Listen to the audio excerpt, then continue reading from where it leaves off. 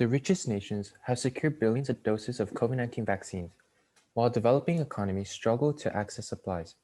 Vaccine nationalism, where countries prioritize their own vaccine needs and domestic markets, could slow the global economic recovery, costing high-income countries $119 billion per year.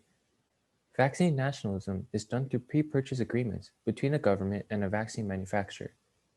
Although vaccine nationalism runs against global public health principles, there are no provisions in international laws that prevent pre-purchase agreements.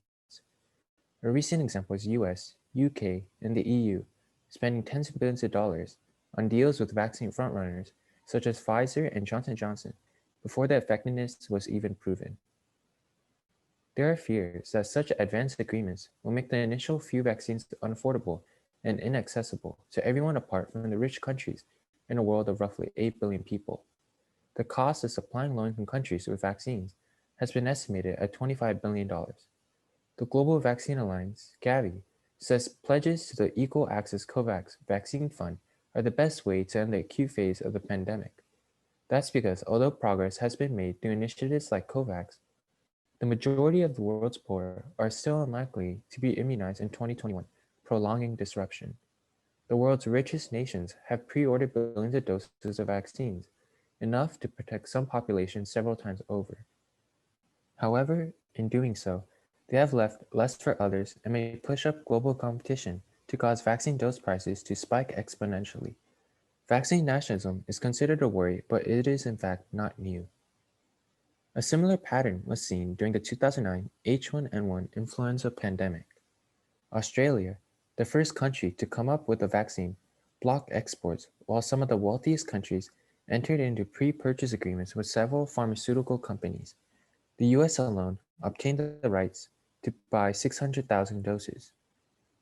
Vaccine nationalism only helps the virus, and it's not only the poorest who will suffer.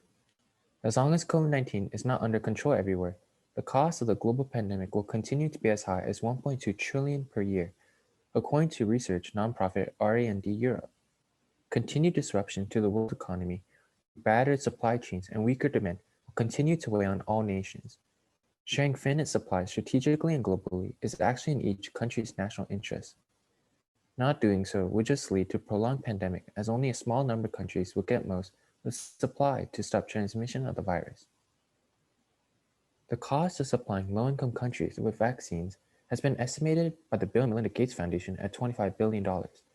This is in contrast to the $2.4 billion pledged to COVAX in recent months and the $5.8 billion contributed to the World Health Organization's ACT Accelerator Scheme. The securing of 2 billion doses of vaccine candidates by COVAX could not have been achieved without considerable global cooperation. COVAX aims to procure at least 2 billion doses of COVID-19 vaccines by the end of 2021 for deployment and distribution mainly in the low and middle income countries. All countries will get assured supplies to protect at least 20% of the populations. At least 1.3 billion doses are expected to be made available to 92 economies eligible for the COVAX scheme, targeting up to 20% of populations by the end of 2021. Thank you for following along with our video. We hope you stay safe.